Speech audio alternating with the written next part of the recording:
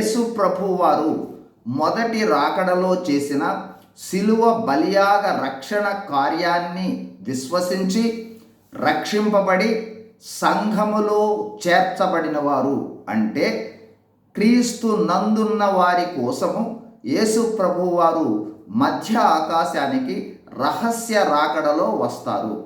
మొదటి తెస్సలోనికైలకు రాసిన పత్రిక 4వ అధ్యాయము 16-17 వచనాలు. ఆయన వచ్చినప్పుడు క్రీస్తు నందు మృతులైన వారు మొదట లేస్తారు. తరువాత క్రీస్తు నందు ఉండి జీవించి ఉన్నవారు మార్పు చెందుతారు.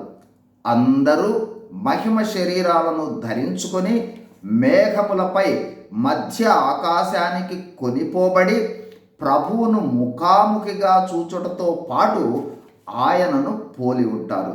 మొదటి యోహాను పత్రిక 2వ అధ్యాయం 3వ వచనము, మొదటి కొరింథీయులకు రాసిన పత్రిక 15వ అధ్యాయము 51-54 వచనాలు.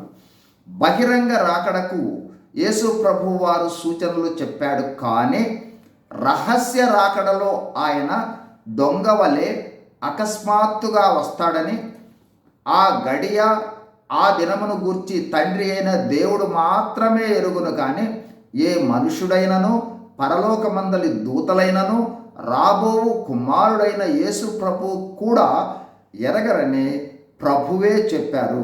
మత్తయి సువార్త 24వ అధ్యాయము 36వ వచనం. అందుకని మనము ఎల్లప్పుడూ సిద్ధంగా ఉండాలి.